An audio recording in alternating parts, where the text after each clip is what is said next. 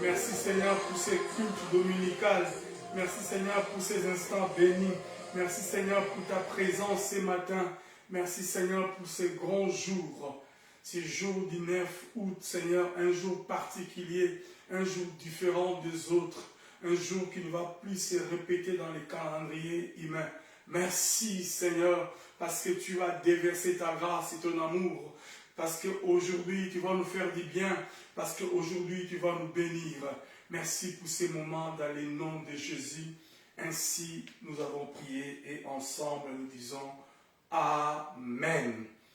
Amen, Amen. Gloire au Seigneur. Nous bénissons Adonai pour l'opportunité qu'il nous accorde ce matin à travers ces moyens de la technologie que dispose la mission évangélique Emmanuel pour que nous puissions vous adresser ces mots, ces moments de prière, ces cultes dominicales de louanges et d'adoration en ces jours du 9 août.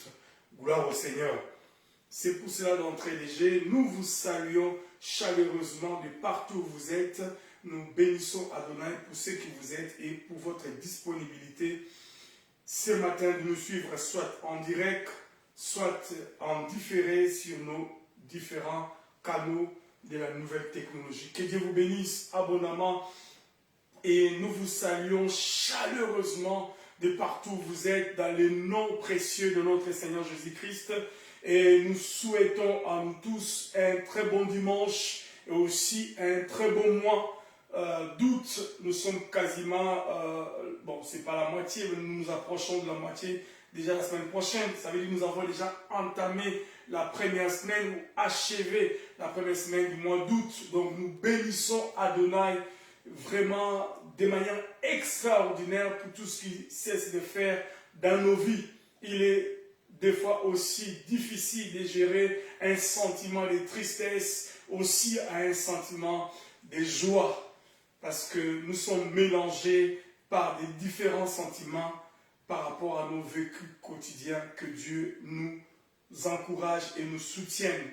Donc nous sommes heureux ce matin d'être avec vous et nous profitons de l'opportunité et de ces micros pour souhaiter un très très bon anniversaire.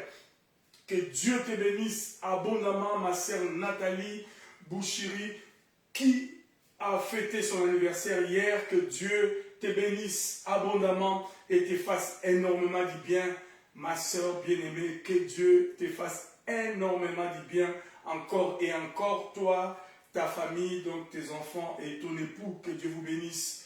Et nous voudrons aussi faire une note particulière aussi d'anniversaire à Linda Senga Zola en ces grands jours. J'aime bien le taquiner, Linda Licasso. Que Dieu te bénisse, ma chère tendre épouse Linda, pour ton anniversaire en ces jours qui tombent pile poil un dimanche. Sois béni, parce qu'un dimanche c'est un jour de la résurrection. Parce que nous avons, en fait, les pères de l'Église ont résolu d'établir ces jours comme un jour du Seigneur, comme on dit, pas un jour du repos par rapport à la loi de Moïse, etc., mais comme les jours du Seigneur à cause de la résurrection de Jésus-Christ d'entre les morts. Donc, soyez ressuscités ce matin, nous tous, mais particulièrement Nathalie, mais toi aussi, Linda, qui coïncide en ces jours. Que ces jours d'anniversaire soient une résurrection à tous égards, à tout azimut dans ce que tu aimerais par rapport à ta vie et à ton devenir. Que Dieu te bénisse. Gloire au Seigneur. Voilà. Aussi, d'un côté, je m'en vais aussi nous annoncer officiellement, je perdis mon jeune frère hier à Kinshasa, en République démocratique du Congo, Trésor Matumuna. Et c'est pour ça que je disais tantôt un sentiment de joie et de tristesse mélangés. Mais qu'à cela ne tienne, Dieu est sur son trône. Qu'il pleuve, qu'il neige, il est sur son trône et il contrôle toutes choses. Donc nous ne pouvons que lui faire confiance parce que mon frère est arrivé à l'arrêt où il devait descendre pour aller rencontrer son Seigneur qui l'a servi. Que Dieu soit glorifié pour cela. Voilà, nous allons, bien aimés dans le Seigneur, prier un petit moment avant d'écouter la parole, tout en profiter aussi de ces moments d'adoration et de louange, remettre à Dieu nos frères et sœurs qui ont besoin de notre soutien, tant spirituel, moral, pourquoi pas financier, etc. Particulièrement, je pense à mon bien-aimé fils et frère, compagnon dans l'œuvre du Seigneur, Israël Boukanga, qui a besoin de la main divine dans sa vie et que Dieu lui apporte sa guérison parce que la guérison est sienne. Et à travers lui aussi, nous confions tous nos bien-aimés qui ont besoin aussi du secours du Seigneur pendant ces moments où nous voulons, pendant une 2 minutes, nous confier au Seigneur.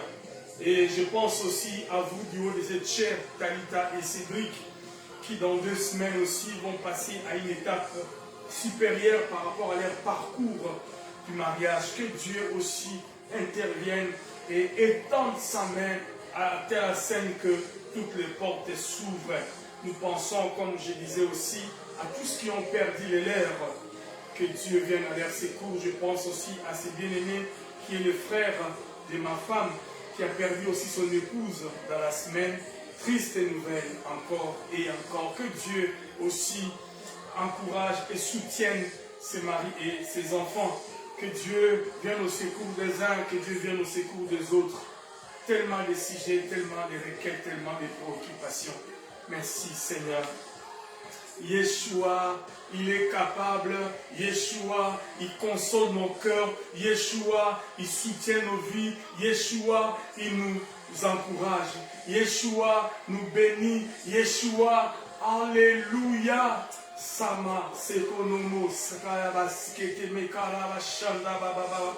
Yeshua, nous te louons ce matin. Yeshua, nous te bénissons en ce début d'après-midi. Yeshua, nous confessons ta grandeur. Yeshua, nous confessons ton autorité. Yeshua, nous confessons ta seigneurie. Yeshua, nous venons t'élever. Nous venons te bénir. Nous venons, Seigneur. Reçois la louange. Reçois la grandeur, reçois la majesté, reçois les succès, reçois tout ce qui est parfait, tout ce qui est agréable. Yeshua, Mashiach, excusez-moi. Louange à toi, Seigneur. Yeshua, Yeshua, pense aux uns, pense aux autres. Pense, Yahweh de gloire, à Jéviette, la fille des trésors. Pense à son épouse.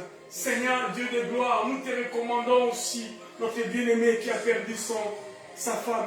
Père, nous pensons à lui, nous pensons aussi à ses enfants. Adonai, Dieu, viens visiter Adonai, ton serviteur et ton fils Israël, comme tu es venu ce jour-là visiter ton serviteur Pierre, qui était sous la pression d'Hérode. Hérode a fait tomber Jacques, mais Hérode ne fera pas tomber Pierre. Si Hérode a fait tomber qui que ce soit, mais Hérode ne fera pas tomber Israël. Si Hérode a fait tomber je ne sais qui, mais Hérode ne fera pas tomber Israël. Viens visiter ton serviteur. Viens visiter ton serviteur. L'or et l'argent t'appartiennent. L'or et l'argent t'appartiennent. Tu maîtrises l'administration. Tu maîtrises, Seigneur, toutes les activités quelconques. C'est pour cela, Cédric, c'est pour cela Talita, c'est pour cela le groupe études bibliques, c'est pour cela tous ces bien-aimés qui ont besoin de ton soutien. Nous venons te les recommander, Jésus. Sakamanos keneme karabashanda bababa. Resketo yaba. Yeshua, Yeshua, Yeshua, Yeshua. Yeshua, Yeshua. Yeshua, louange à ton nom, Seigneur. Louange à ton nom en ces dimanches dominicales. Louange à ton nom en ces débuts d'après-midi. Louange à ton nom, Seigneur. Je pense à nos familles. Je pense à nos frères et sœurs. Je pense à nos parents. Seigneur, merci. Merci pour ta grâce. Merci, Jésus. Yeshua, Mashiach. Merci, Jésus. Merci pour ta grâce. Merci pour ta miséricorde. Yeshua soit béni. Yeshua soit glorifié. Yeshua soit sanctifié. Yeshua soit magnifié. Yeshua. Merci Jésus. Merci pour mon frère. Merci pour ma soeur. Merci pour les uns et les autres. Merci Jésus.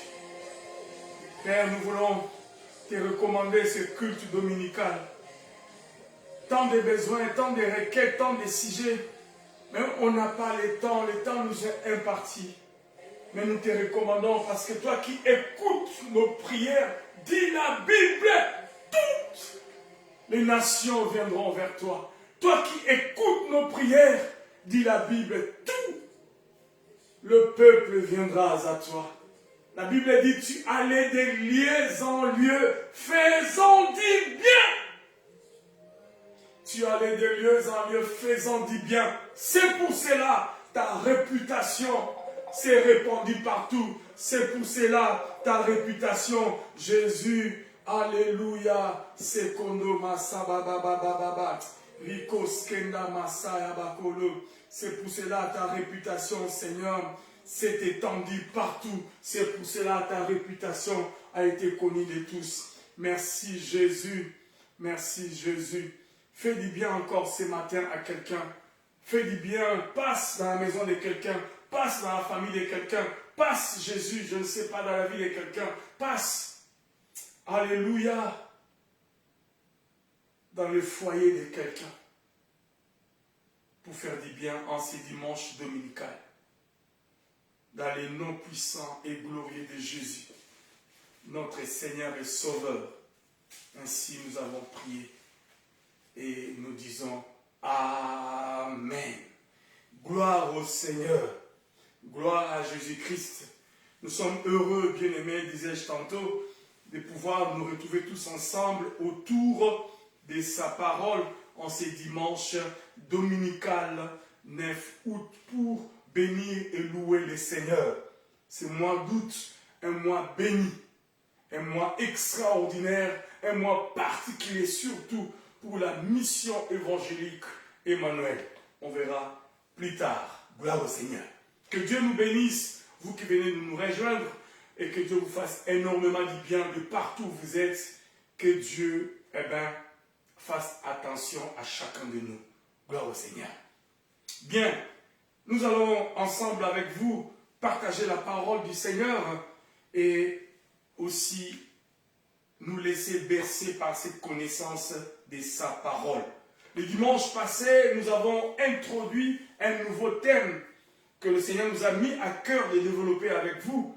Ce thème, c'est le mystère de la piété. Nous sommes à la deuxième partie. Le mystère de la piété. D'entrée de jeu, lorsque nous lisons ce mot mystère, ça fait paniquer un peu.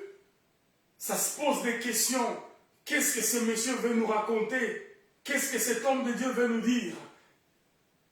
D'où vient-il ce thème, ce pasteur? De quoi il veut raconter? Eh bien, j'avais dit d'entrée de jeu que ce thème, je ne l'ai pas inventé. Que dis-je? Ces mots, je ne l'ai pas inventé, je l'ai trouvé. C'est un mot qui existe dans le dictionnaire, mais je l'ai trouvé aussi applicable dans la Bible. C'est d'où j'ai tiré aussi le thème de ce matin. Donc, le mystère de la piété est grand, si je dois rester dans le contexte de ces mots ou de cette phrase. Nous sommes dans 1 Timothée, chapitre 3e, lettre de Paul ou épître de Paul à Timothée, dans son 3e chapitre, à partir du verset 14. La Bible dit, je t'écris ces choses avec l'espérance d'aller bientôt vers toi, mais afin que tu saches, si je tarde, comment il faut te conduire. Si je tarde, si pour une raison ou une autre, si par rapport à l'oppression, par rapport aux épreuves, par rapport à tout ce que je vis, eh bien, je suis retardé, voilà, je peux dire, le modèle. Voilà la manière de se conduire. C'est ce que le Seigneur voulait que Timothée sache à travers la lettre de Paul. Donc il dit, il faut se conduire. C'est comme une posologie par rapport aux médicaments. Se conduire dans la maison de Dieu, qui est l'église du Dieu vivant. Paul met l'emphase à ces aspects que la maison de Dieu, que dis-je, l'église du Dieu vivant, c'est la maison de Dieu. La maison de Dieu, c'est une maison physique, une église locale, j'insiste, une église universelle, une église mystique, donc invisible, mais aussi une église homme, parce que Dieu s'est tabernaclé en nous par la puissance et la gloire du Saint-Esprit. La Bible dit, vous êtes le temple du Saint-Esprit. Parce que l'Esprit de Dieu, l'Esprit de Christ habite en vous. Donc c'est le point culminant de la pensée divine par rapport à sa proximité avec l'homme. Dieu voulait une proximité qui dépasse l'entendement des hommes. Et cette proximité, c'est lui-même habitat en nous. Cette proximité fait de nous des contenants qui reçoit le contenu qui s'appelle le Saint-Esprit, la divinité corporellement habitant en Jésus, c'est aussi déversé en nous comme Église de manière individuelle, corps de Christ. Que dis-je, temple de Dieu, nous, et aussi de manière générale, épouse, Église, corps de Christ. Donc, ces textes dont Paul fait l'emphase, nous devons les regarder de manière large.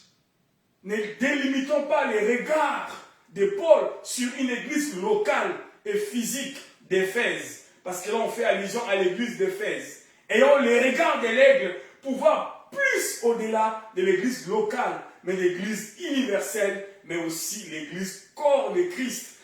Cependant, nous qui sommes particulièrement le temple du Saint-Esprit. Donc, comment Timothée devait se conduire et comment aussi les membres de l'Église devaient-ils se conduire dans la maison du Seigneur? Et par ricochet, comment devons-nous nous-mêmes nous conduire face au tabernacle que nous sommes? Parce que bien aimé dans le Seigneur, Dieu nous demandera des comptes. Comment avons-nous géré notre tabernacle? Nous sommes le tabernacle de Dieu. Comment avons-nous géré ce tabernacle que Dieu nous a confié? Il est venu habiter en nous, mais comment avons-nous géré ce que nous sommes à la lumière de la parole? Donc, c'est comme ça, Paul dit à Timothée comment il faut se conduire dans la maison de Dieu qui est l'église du Dieu vivant, la colonne et l'appui de la vérité. Verset 16, et sans contredit, le mystère de la piété est grand. Voilà d'où nous avons tiré le thème. Donc je n'ai pas inventé.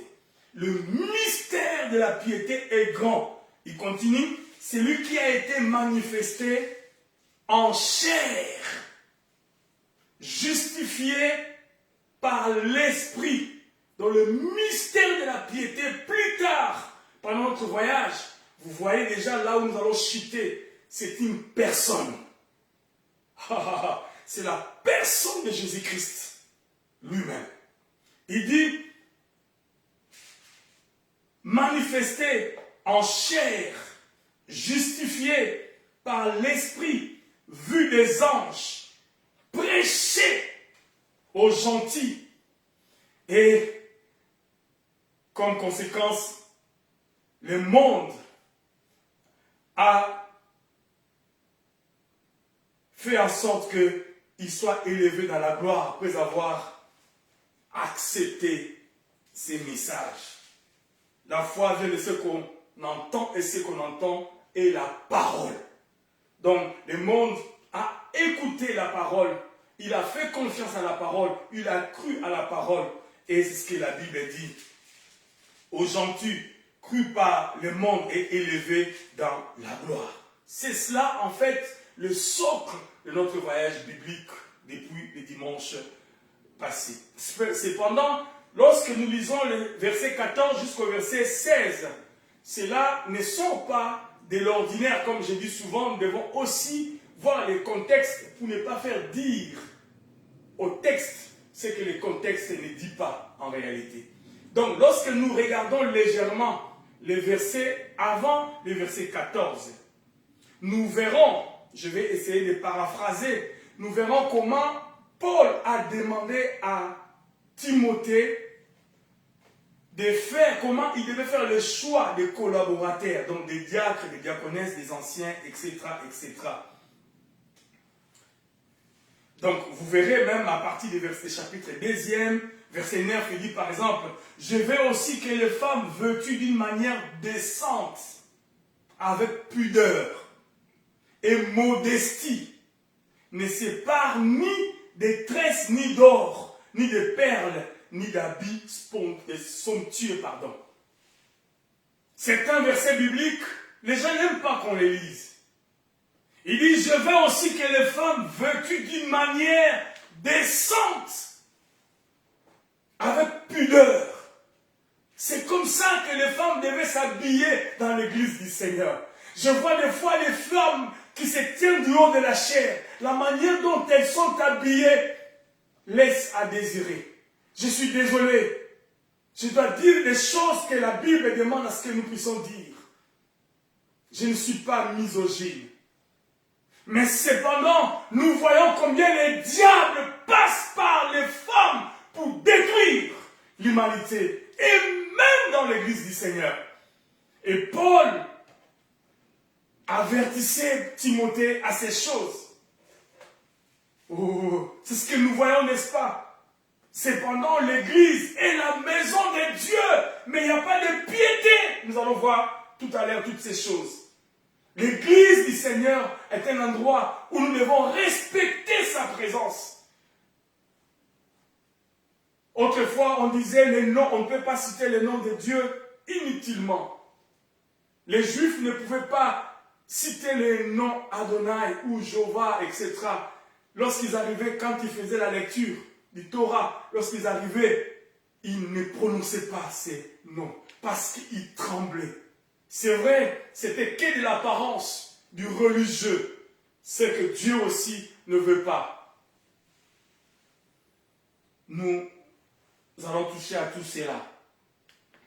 Donc, apôtre Paul, dans cet livre, dans cet épître de Timothée, où nous voyons la manière, posologie biblique des enfants de Dieu, même des serviteurs de Dieu, dans la maison de Dieu, qui est la colonne et l'appui de la vérité.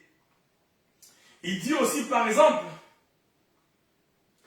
les diacres, verset 8, aussi doivent être, ça c'est le chapitre 3, doivent être honnêtes, éloignés de la duplicité, des excès divins, d'un gain sordide, duplicité, double vie.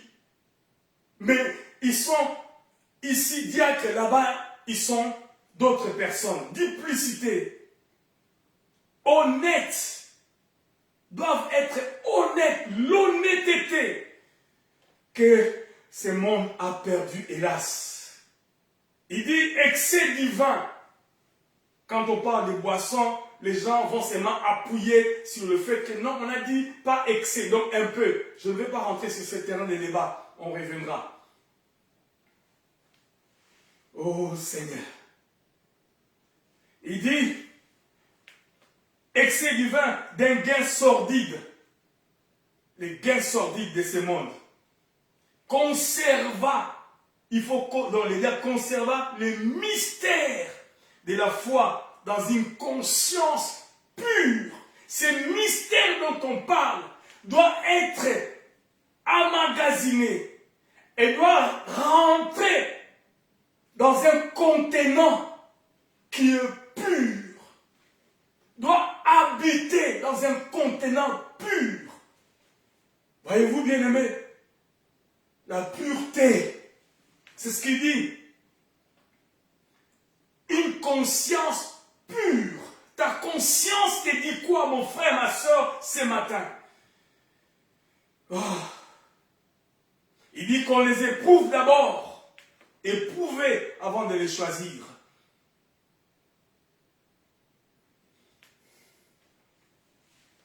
Donc, on va revenir sur ça progressivement à cause du temps. Parce qu'il faut que j'avance un peu. Donc voilà.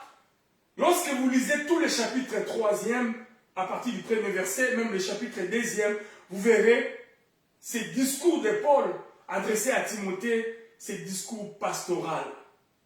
Voilà un peu, lorsque nous introduisons déjà notre lecture biblique et notre thème, pour que nous ne puissions pas nous agiter par rapport à cette expression, le mystère de la piété est grand. Nous allons commenter un peu plus tard aussi, vous comprendrez pourquoi ces mots a aussi fait paniquer d'autres personnes autrefois. Timothée, qui fait pour nous l'objet de notre prédication, Timothée qui est au centre de ces discours, de cette étude, de ces voyages, était un disciple de Paul. Était un disciple de Paul, compagnon de voyage de l'apôtre Paul au 1er siècle. Il était un disciple de Paul, compagnon de voyage de l'apôtre Paul au 1er siècle, originaire de Lystre en Asie mineure. Ça, c'est tout simplement un contexte historique que nous voulons nous refixer pour pouvoir voyager les idées claires. Timothée était un disciple et un proche compagnon de voyage de l'apôtre Paul à la base, au 1er siècle. Originaire, au 1er siècle, originaire de Lystre en Asie mineure. Il est né d'un père grec et d'une mère juive. D'un père grec et d'une mère juive, chrétienne, nommée Énice. La mère de Timothée s'appelait Énice, une mère juive qui craignait Dieu, mais d'un père grec.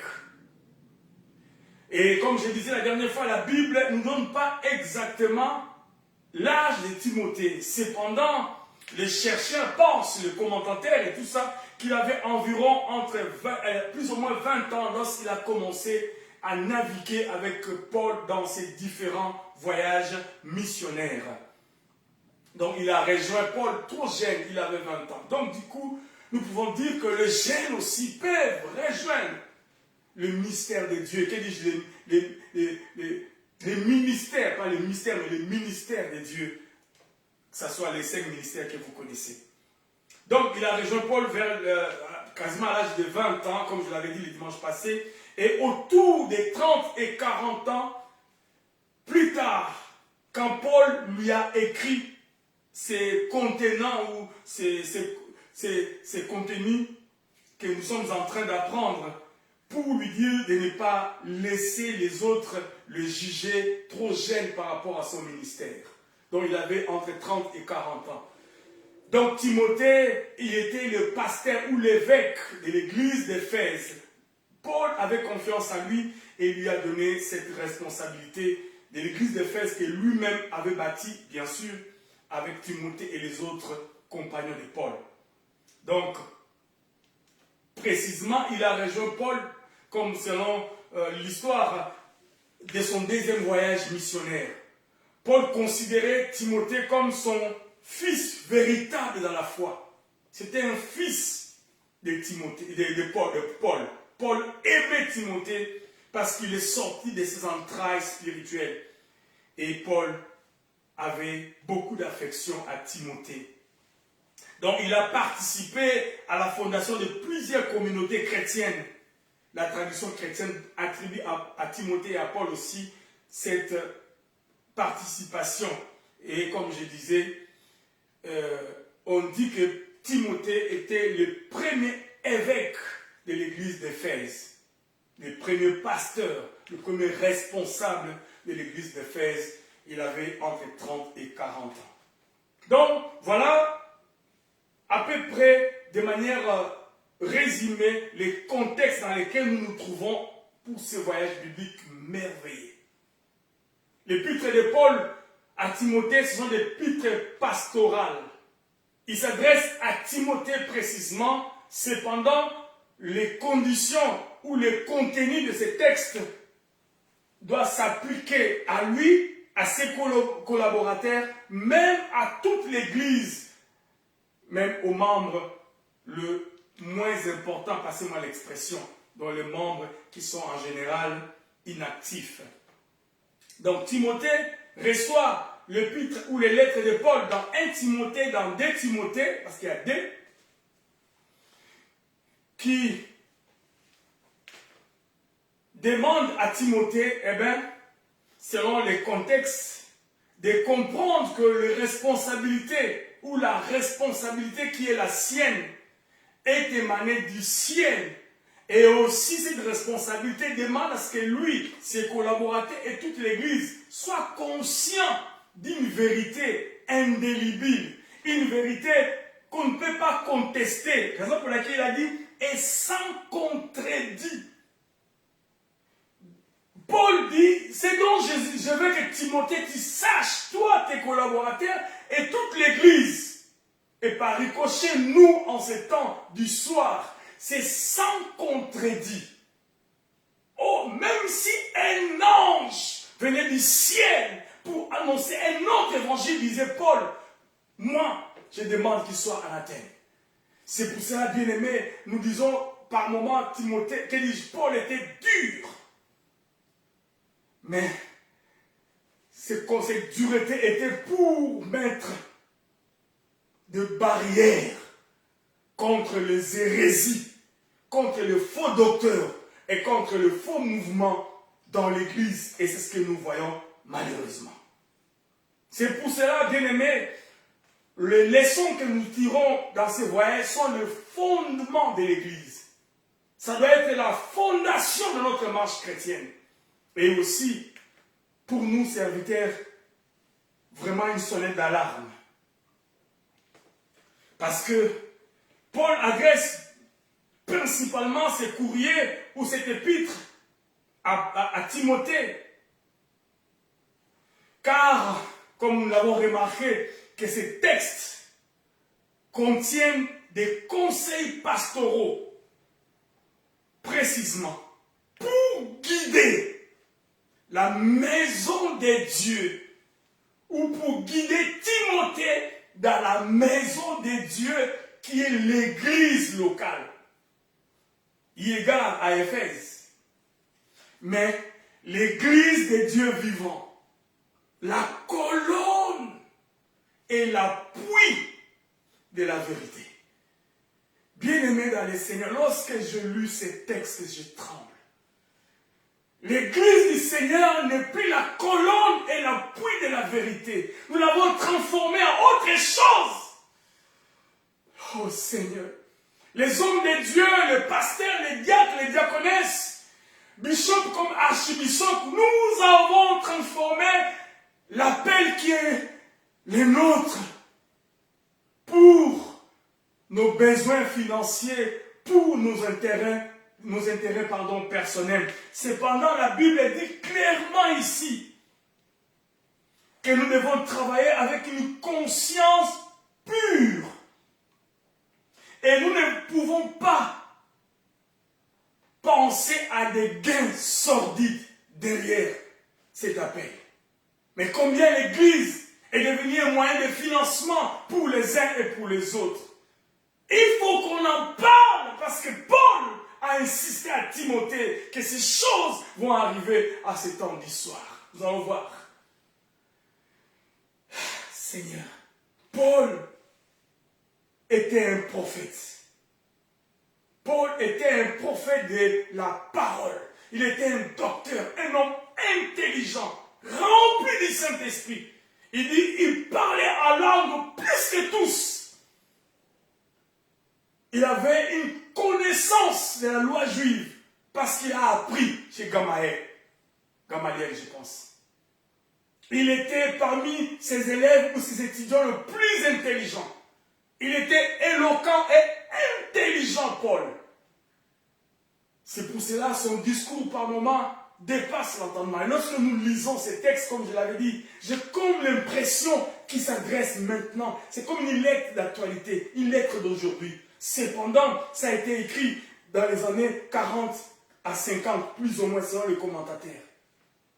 Mais comment une parole qui a été écrite vers les années 40-50 est encore vivante et d'actualité aujourd'hui? Et lorsque nous la lisons avec les yeux de l'aigle, nous nous posons la question, mais qu'est-ce qui se passe?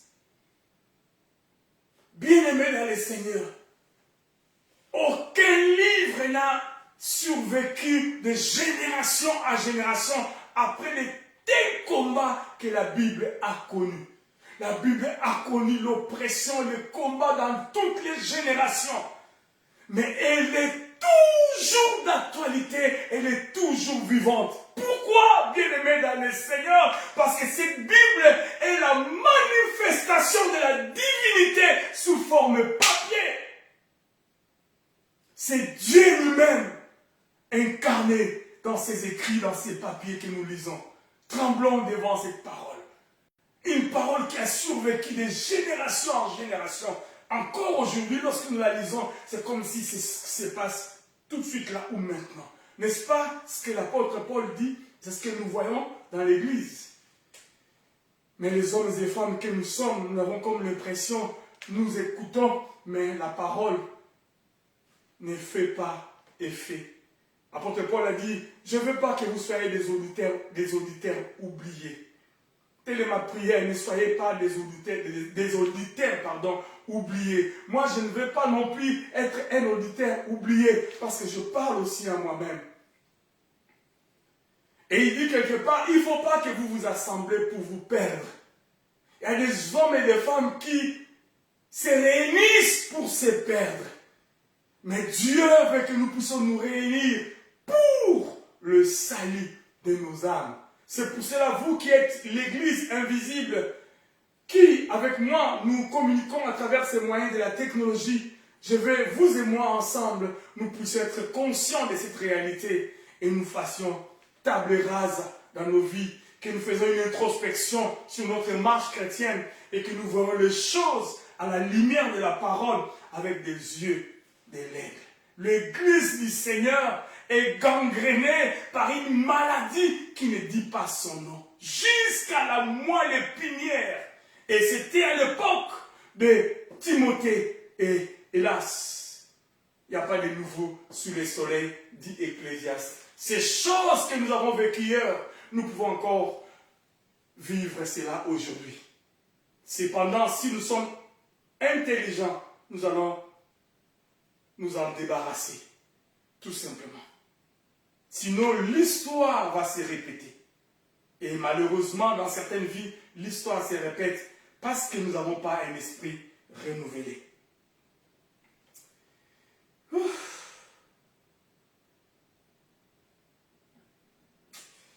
Ah là là, Seigneur, merci pour ta parole. Donc, voyez-vous, bien-aimés, le contexte dans lequel nous sommes, l'Église du Seigneur, ou la maison de Dieu qui est l'église locale, ou même notre vie, tabernacle de Dieu, nous sommes l'église de Dieu vivant, le Dieu vivant. Depuis l'an 50 jusqu'aujourd'hui en 2026, sa parole est vivante. Et cette parole a encore aujourd'hui, plus qu'hier, la capacité de changer toute personne qui se met en contact avec elle. Elle change toi, elle change ta vie, elle change ta famille, elle change tout ce qui est en toi. Parce que la Bible dit, cherchez premièrement le royaume des cieux et sa justice. Toutes ces choses que vous voyez, vous en serez bénéficiaires. Cherchez premièrement le royaume des cieux et sa justice.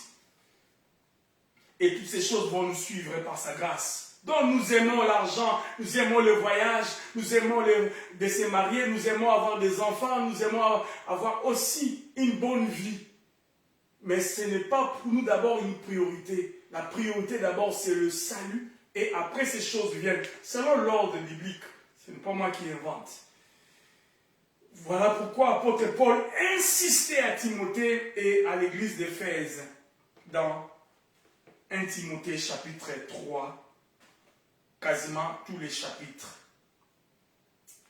Donc le chapitre 3, verset 16 résume les cœurs. Donc quand la Bible parle, et sans contredit, le mystère de la piété est grand. Le mystère de la piété est grand. Donc cela résume les cœurs, les battements du cœur de Dieu. Donc cela résume les cœurs de la foi chrétienne en un seul mot ou cette phrase que nous appelons le mystère de la piété. Voyez-vous? Donc, la foi chrétienne est à ces mots mystère de la piété grandiose parce qu'il a dit ce mystère est grand. Nous allons voir tout à l'heure. Ce mystère résume la venue de Jésus sur la terre, sa vie validée par l'Esprit Saint, évidemment lors de son baptême, sa mort, sa résurrection d'entre les morts par l'Esprit de Christ. Et c'est le même Esprit de Christ est en nous, en ces temps d'histoire. La même capacité de nous ressusciter de la mort sous toutes ses formes sociales, financières, mort par rapport à la maladie, par rapport aux épreuves, par rapport au célibat, par rapport, je ne sais pas, au chômage, par rapport au problème de maternité, par rapport à tous ceux qui ont des projets qui ne cessent d'être reportés. La Bible dit, l'Esprit de Christ qui a ressuscité Jésus d'entre les morts, c'est le même Esprit qui est en nous et il a la capacité de ressusciter tout ce qui est mort en toi. Même si cette mort est générationnelle, même si cela est héréditaire, ancré, enfoui, même dans le sang ou dans les gènes. Je parle à quelqu'un ce matin. Entends-tu la parole du Seigneur? Cependant, les préalables dont Paul veut que nous puissions savoir sont indispensables et ces choses par lesquelles nous passons comme épreuve, comme souffrance, comme tristesse, comme malheur, sera résolu et nous serions heureux parce que la bénédiction de l'Éternel enrichit et ne s'en fait suivre aucun chagrin. Donc il dit, par sa mort et sa résurrection, et j'ai aimé beaucoup le mot que le commentateur a utilisé, par sa diffusion. Ils n'ont pas scindé. La phrase continue. Je reprends ma phrase. La phrase il dit, le mystère de la piété est grand. Ce mystère résume en un seul mot la venue de Jésus-Christ sur la terre. Sa vie validée par l'Esprit Saint, sa mort et sa résurrection par l'Esprit de Christ, virgule, sa diffusion. Ça j'ai aimé. Donc, c'est Jésus-là, c'est manifesté dans tous les âges, dans toutes les dispensations. Et c'est mystère de nous dire, même dans cette dispensation dernière, qui est la nôtre, la dispensation du Saint-Esprit, c'est lui-même. J'ai aimé, j'ai beaucoup aimé. Il dit la diffusion. Donc la diffusion, bien aimé, c'est mot veut dire, chaque dictionnaire vous pouvez regarder. Il dit, c'est l'action de se répandre ou de se disperser. Donc Jésus s'est répandu sur nous par le Saint-Esprit habitant en nous, par le Saint-Esprit qui s'est tabernaclé en nous, qui sommes devenus aujourd'hui la colonne et l'appui de la vérité.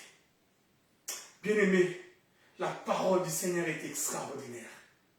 Le Saint-Esprit répandu sur nous s'est diffusé et Jésus ne pouvait pas être au jour de sa chair tout simplement à un seul endroit, obligé de limiter ses actions, passez-moi l'expression, quand bien même il utilisait ses compétences spirituelles pour aller au-delà en tant que don en lui, les dons spirituels, mais il fallait tout simplement la dispensation du Saint-Esprit pour que la diffusion soit totale.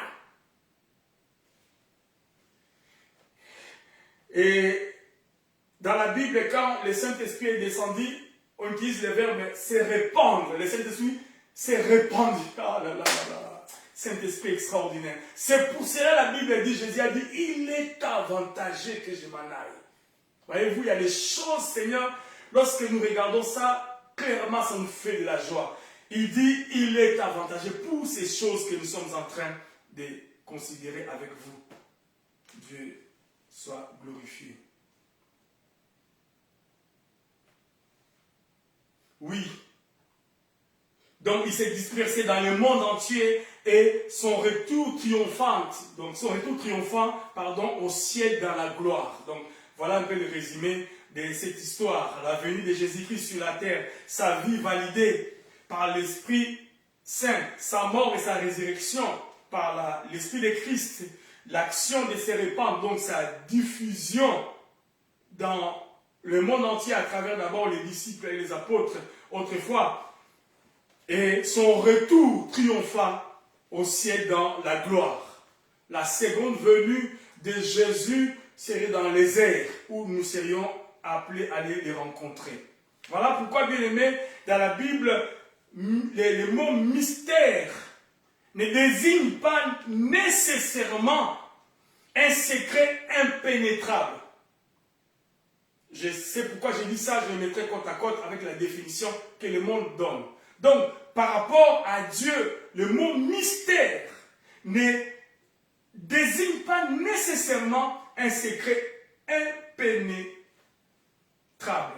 mais plutôt un plan divin, autrefois caché, mais qui est maintenant révélé par Dieu aux croyants.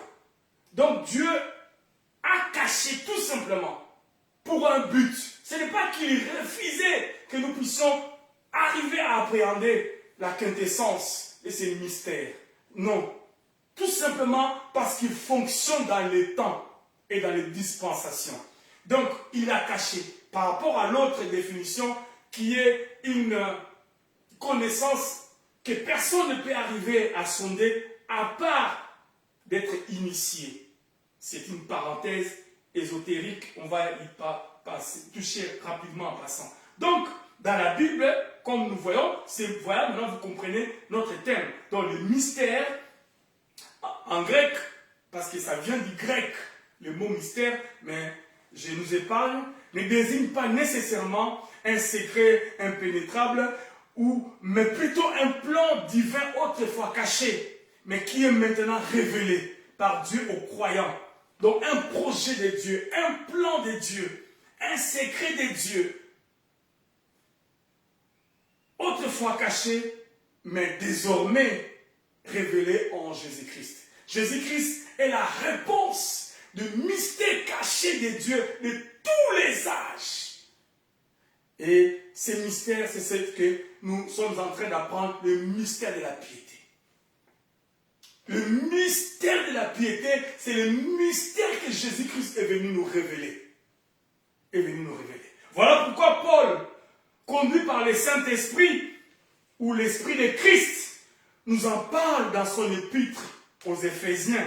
Parce que lorsque nous considérons un thème, nous devons avoir des appuis bibliques à gauche et à droite dans les textes bibliques.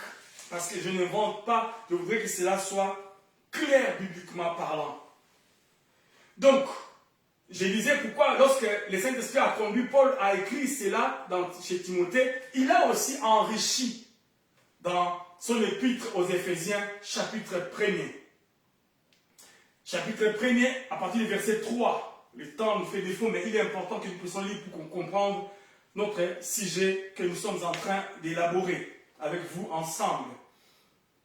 Bien, Éphésiens chapitre 1er, verset 3, nous dit ceci: béni soit Dieu, le Père de notre Seigneur Jésus-Christ, qui nous a bénis de toutes sortes de bénédictions. Voyez-vous, on reviendra sur ça. Dieu nous a bénis de toutes sortes de bénédictions. Excusez-moi. Il dit, béni soit Dieu, le Père de notre Seigneur Jésus-Christ, qui nous a bénis de toutes sortes de bénédictions spirituelles dans le lieu céleste, en Christ. En lui, Dieu, donc en lui, Dieu en Christ. En lui, Dieu nous a élus. Dieu nous a élus en Christ. Nous a élus avant la fondation du monde. Pour que nous soyons saints. Il nous a élus avant la fondation du monde pour que nous soyons saints et irrépréhensibles devant lui. C'est pour cela, bien aimé, Paul insiste, il n'est pas dur. Nous ne sommes pas en train de faire les choses bien. Nous avons été élus, bénis de toutes sortes de bénédictions à l'Église céleste. Nous avons été élus pour que nous soyons propres, saints devant lui. Mais comment sommes-nous devant Dieu? Paul n'est pas méchant. Il veut tout simplement remettre la pendule à l'heure. Alors il dit que nous ayons devant lui, irrépréhensible devant lui, nous ayant prédestinés dans son amour à être ses enfants d'adoption par Jésus-Christ, selon le bon plaisir de sa volonté. Par adoption, pour être des enfants, selon le bon plaisir de sa volonté. À la louange de la gloire de sa grâce. À la louange de la gloire de sa grâce qui nous a accordé en son bien-aimé. En lui, toujours Jésus, nous avons la rédemption par son sang, la rémission des péchés selon la richesse de sa grâce. Voyez-vous, il y a une richesse de sa grâce. Il y a aussi une louange de la gloire de sa grâce. On va y arriver, le moment voulu. Que Dieu, sur la richesse de sa grâce, que Dieu a répandu abondamment sur nous par toute espèce de sagesse et d'intelligence, nous faisant connaître, voilà maintenant, là où nous allons arriver, la clé. Il dit, nous faisant connaître les mystères de sa volonté. Selon le bienveillant dessein qu'il avait formé en lui-même. Voyez-vous, le mystère de sa volonté. Donc le mystère selon la Bible, c'est un dessein de Dieu, un projet de Dieu.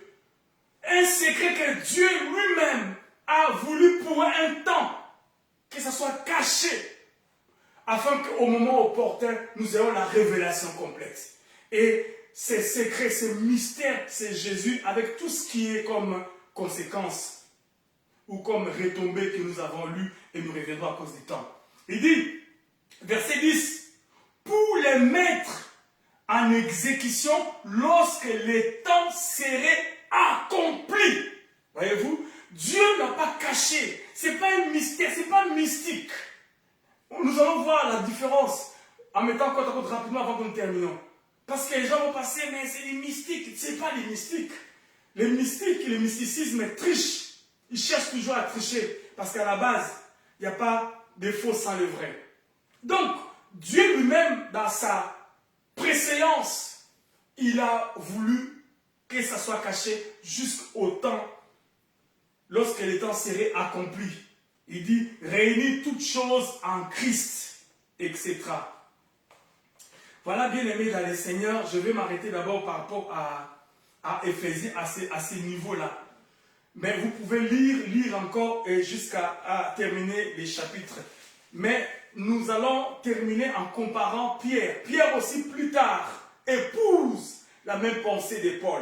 Cependant, Paul a commencé le ministère lorsqu'il a rencontré Jésus de son côté, et Pierre et les autres aussi furent choisis par Jésus, et ils ont marché. Plus tard, ils se sont retrouvés ensemble pour mettre côte à côte les deux enseignements. Ils ont trouvé qu'ils étaient basés tous les deux sur la même doctrine, Jésus-Christ et Jésus-Christ seul. Et c'est pour cela qu'ils ont donné la main d'association à Paul et ils se sont séparés chacun. Les autres sont allés vers les Juifs et Paul est allé vers les gentils ou vers les païens que nous sommes.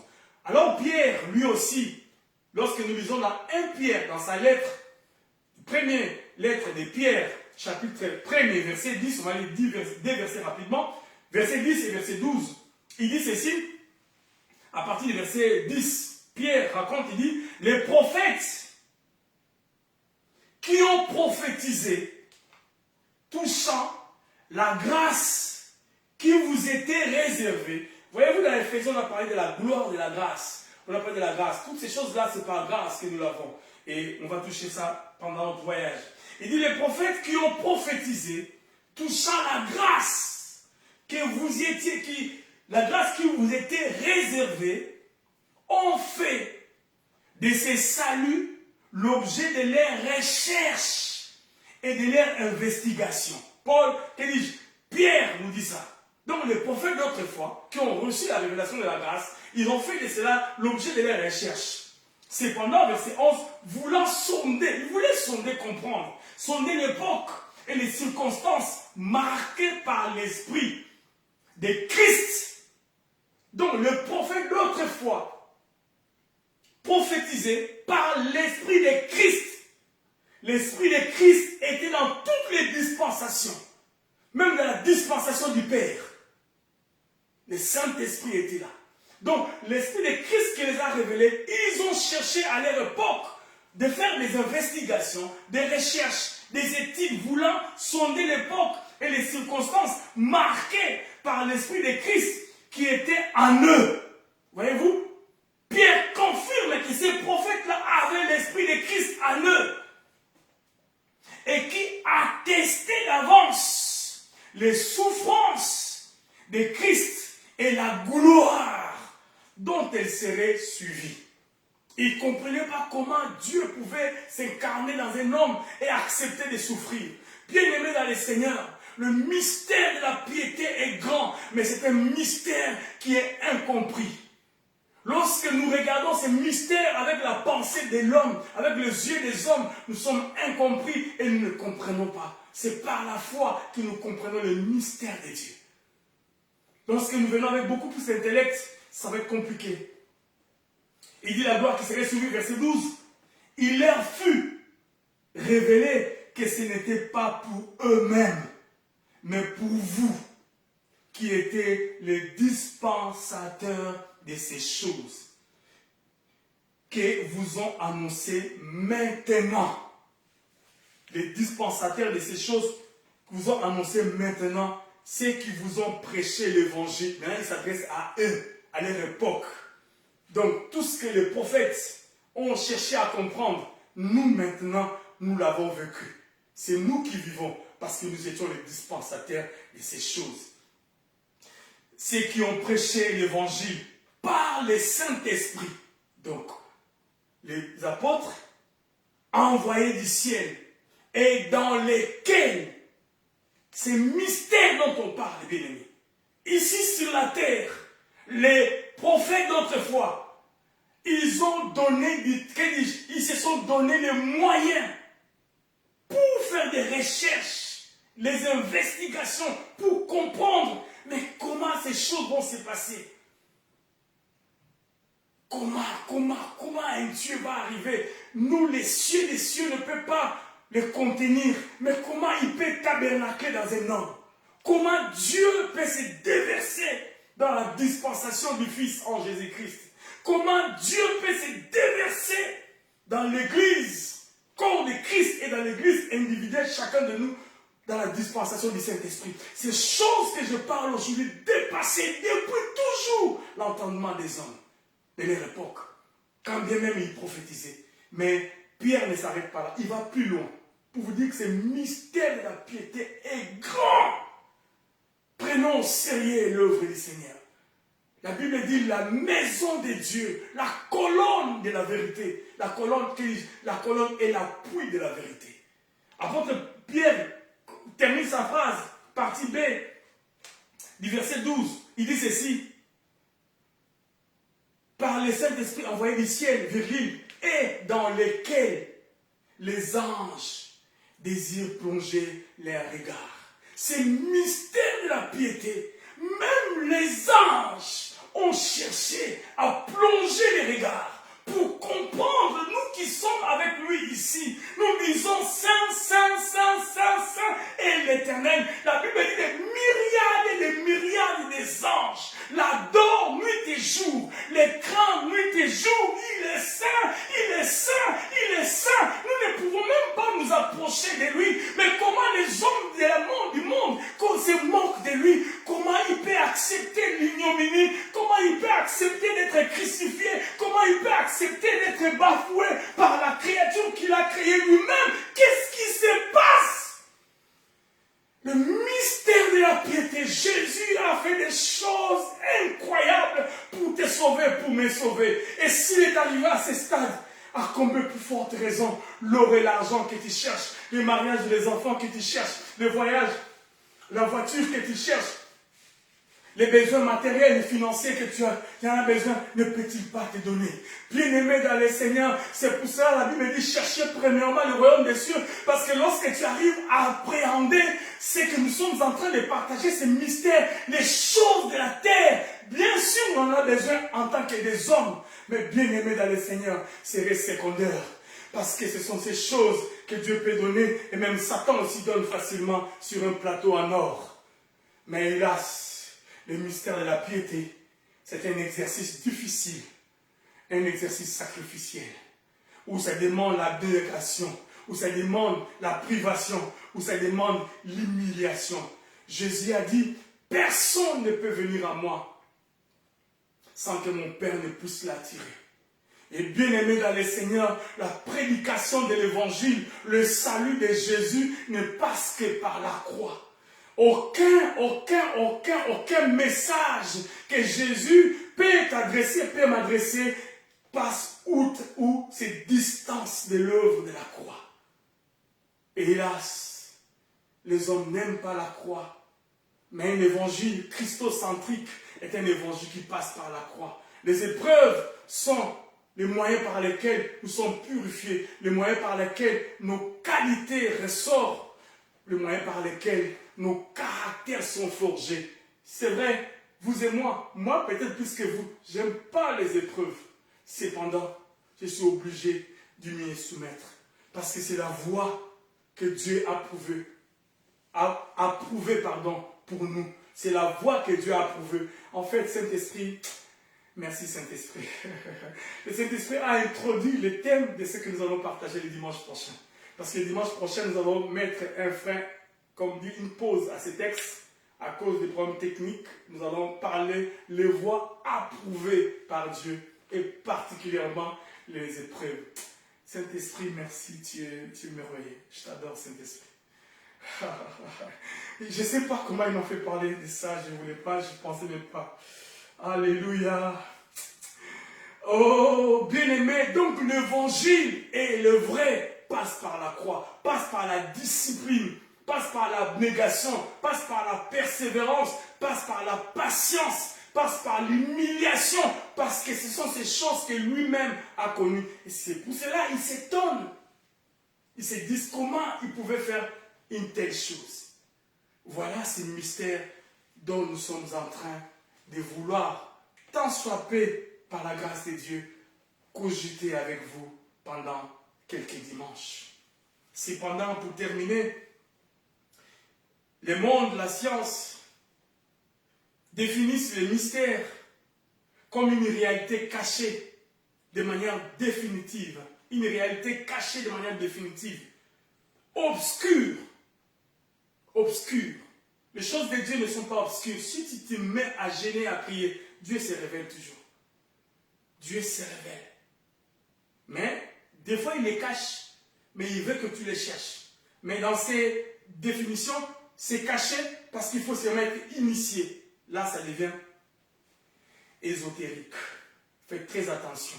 Donc, pour eux, c'est une réalité cachée, obscure, inaccessible à la raison, bien sûr.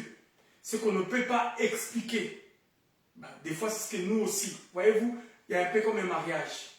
Les mystiques, parce qu'il y a les mystères et les mystiques. Les mystiques désignent l'expérience intérieure et vécue d'un contact direct avec un divin ou une réalité transcendante face à ces mystères.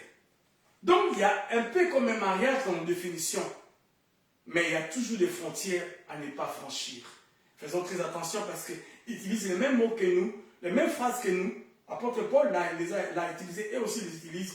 C'est pour ça qu'ils arrivent à absorber beaucoup de gens incompris, insensés, passez-moi l'expression, ou des gens qui sont innocents. Parce qu'ils disent, mais c'est la Bible qui le dit. Mais la Bible le dit dans quel contexte?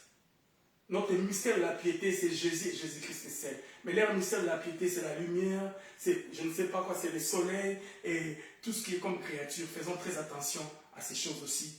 Je voulais vraiment appuyer ça pour que nous puissions comprendre. Le mystère est l'objet ou les secrets, tandis que le mystique, si on doit faire comparaison, le mystère est quelque chose qui est caché et secret, mais le mystique est le chemin ou l'union vécue avec lui, le chemin qui nous amène à déceler ces mystères. Nous n'avons qu'un seul chemin, c'est Jésus-Christ.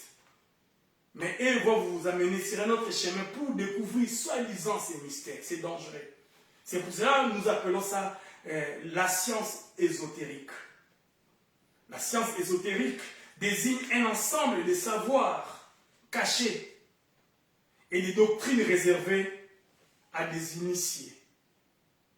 Et ils vont vous dire des choses invisibles, des choses ceci, cela. Ils racontent, ils sont comme des coachs. Ils se glissent même chez les coachs. Ils se glissent même sur beaucoup de sciences. De ces temps du soir. On n'a pas vraiment le temps d'aller en profondeur. Donc, bien aimé, pour terminer, cette thématique, pour nous, s'inscrit dans la pensée d'une dévotion et une piété à Dieu seul. Le mystère de la piété est grand. Ces thématiques, ces voyages bibliques, ces temps que nous arrivons à cogiter avec vous n'a qu'un seul objectif. Ça s'inscrit dans la pensée d'une dévotion ou une piété, parce que dévotion et piété sont des synonymes. Dévotion et piété à Dieu et à Dieu seul. Parce que la dévotion ou la piété veut dire l'attachement profond et fervent. L'attachement profond, fervent et sincère envers Dieu. Donc nous voulons, apôtre Paul voulait que Timothée lui-même déjà, ses collaborateurs et toute l'Église, y compris, ait une dévotion à Dieu, c'est-à-dire un attachement profond, fervent et sincère avec Dieu. Raison pour laquelle vous avez vu, dans son discours, il était dur, parce qu'il ne veut pas qu'il y ait de faux vrais. Faisons très attention, l'Église est mélangée de faux vrais. Des faux vrais qui nous font des discours pour nous amener à vouloir tout simplement la terre, ce qui existe. C'est bien, ce n'est pas mauvais. J'aimerais moi aussi, comme je disais tantôt, avoir aussi les luxes. Mais attention, la luxure est dangereuse. Parce que la frontière entre le vrai et le faux est tellement confuse en ces temps du soir où on ne sait pas exactement où est le vrai, où est le faux. Et des fois, sans trop bien vouloir, parce que je vous tiens par rigueur, vous mettez les pieds de l'autre côté déjà du faux sans trop bien savoir. C'est pour cela que le Seigneur doit nous faire grâce. Mais heureusement, la Bible nous dit que même les élus, ce serait comme si pour arriver à convaincre les élus, mais ils ne vont pas y arriver. Si ils n'arrivent vraiment pas à t'avoir à 100%, c'est parce que tu es élu. Mais ceux qui se donnent complètement ne sont pas les restes. Bien-aimés, dans tous les âges, l'influence du monde, l'influence de la société, l'influence de la science ou je ne sais pas de quoi arrive souvent à prendre une grande quantité, une masse. Et il y a souvent un reste. Et ces restes sont des élus qu'on appelle élus du Seigneur. Pour lesquels la Bible dit, si c'était possible qu'eux aussi soient influencés, mais Dieu merci, ce ne serait pas possible. Gloire au Seigneur. Et j'aimerais ce matin, vous et moi, nous serons ces restes-là, ces élus-là, qui reçoivent le coup, mais qui ne tombent pas. N'est-ce pas, bien-aimés dans le Seigneur? Parce que nous sommes dans le monde, dit la Bible, mais nous ne sommes pas du monde. Dans la parabole de Jésus, les deux maisons avaient reçu le même coup. Les mêmes influences extérieures. Mais une maison est restée stable, une autre maison s'est écroulée. Celle qui est restée stable parce qu'elle était bâtie sur le roc, sur la fondation qui est Jésus-Christ, qui est la parole. C'est ce que nous sommes en train de vouloir, que l'Église s'asseye sur la fondation. Parce que le vent va souffler. Lorsque vous lisez ces textes, ça soufflait pareil, exactement. Le contenu de ces vents, la tempête, pareil à gauche, pareil à droite. Ça veut dire que nous subissons tous les mêmes mouvements, les mêmes chocs. Mais notre réaction détermine qui nous sommes. Nous subissons les mêmes influences. Nous sommes dans le même monde, dans les mêmes contemplations. Nous sommes ici en Europe, en Amérique, en Asie, en Afrique. Nous subissons les mêmes secousses. C'est pour ça que la Bible dit, nous sommes dans le monde, mais nous ne sommes pas du monde. Les mêmes secousses arrivent, mais notre réaction à ces secousses détermine ce que nous sommes. Nous sommes des élus, les restes, ou nous sommes la majorité qui va de l'autre côté. Faisons très attention en ces temps d'histoire. Faisons très attention. Que Dieu bénisse sa parole. C'est pour cela, bien-aimé, peut-être comme un prophète des malheurs, je ne sais pas, selon la manière dont vous voulez nous indexer, nous essayons de considérer à chaque fois la parole, afin d'écorcher tout ce qui est caché pour que nous ayons des bagages afin de tenir ferme lorsque la pluie va tomber. Tu bâtis ta foi sur le roc qui est la parole. Depuis l'an 44, l'an 50, elle est encore d'actualité, où tu bâtis ta vie sur les connaissances de ces mondes, d'actualité et les événements de ces mondes. Un homme de Dieu, pour terminer, que j'admire beaucoup, le pasteur Mouérou, a dit, nous sommes souvent atteints, mais jamais éteints. Nous sommes souvent atteints, nous recevons. Apôtre Paul dit, nous sommes pressés de partout, mais jamais éteints. Parce que la lumière qui est en nous, c'est une lumière qui vient du ciel. Que Dieu bénisse sa parole. Père, merci pour ce moment béni. Merci pour ta parole, Seigneur. Merci pour ta parole de ce matin. Merci pour ces moments. Merci pour ces instants bénis. Saint-Esprit, nous n'avons pas quoi que ce soit, nous n'avons pas un frère, nous n'avons pas une sœur, nous n'avons que toi. C'est toi qui nous aides, c'est toi qui nous soutiens. C'est toi qui viens en notre secours. En ces temps du soir, Père, lorsque nous allons aller encore en profondeur, l'apôtre Paul tire la sonnette d'alarme. L'apôtre Paul tire la sonnette d'alarme. Sakana masokolo bashanda baba baba baba. Sekondo satama kolo bashika. Rikanda masete mekolo bashata baba baba. Sakanda makolo bashenda baba baba baba. Que ton règne vienne, que ta volonté.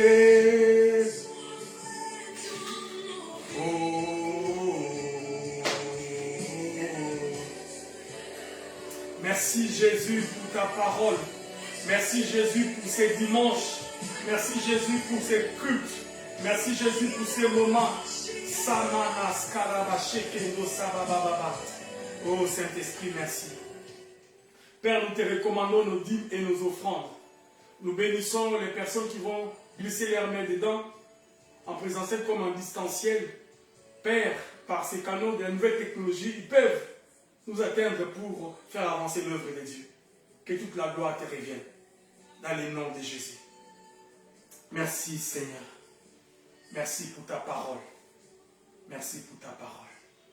Dans le nom de Jésus-Christ, ainsi nous avons prié et ensemble nous disons Amen. Gloire au Seigneur. Nous allons terminer par notre communiqué, s'il vous plaît, rapidement. Comme vous l'avez remarqué et vous le savez, nous sommes la mission évangélique Emmanuel, église locale de Nantes, et nous bénissons le Seigneur pour avoir passé ces temps merveilleux avec vous, d'écouter la parole, mais aussi de prier, de louer et d'adorer le Seigneur notre Dieu. Nous nous réunissons entre 11h30 et nous terminons avant 13h, Dieu aidant. Nous avons un numéro local qui est dans nos affiches, mais aussi, je vais devoir répéter, si vous pouvez nous atteindre pour des conseils, pour nous encourager, pour participer à telle ou telle situation, je ne sais, financière, participation financière, matérielle, spirituelle, comme vous voulez, c'est plus 33 6 05 79 21 00. Plus 33 6 05 79 21 00. Que Dieu nous bénisse abondamment dans le nom de Jésus. Nous terminons par la prière. Père, merci pour ces cultes, merci pour ces moments, que toute la gloire te revienne. Bénis chacun de nous, bénis tous ceux qui nous ont suivis en distanciel. Merci pour ta présence au milieu de nous, que ta parole retentisse encore comme une cloche dans nos vies et que nous serons des hommes et des femmes toujours dans tes bras, dans tes pieds pour apprendre de bonnes choses comme des posologies pour notre vie et pour notre devenir. Dans les noms puissants et glorieux de Jésus, ainsi nous avons prié et tous ensemble nous disons Amen. Amen. Que Dieu vous bénisse abondamment dans le nom de Jésus. Bye.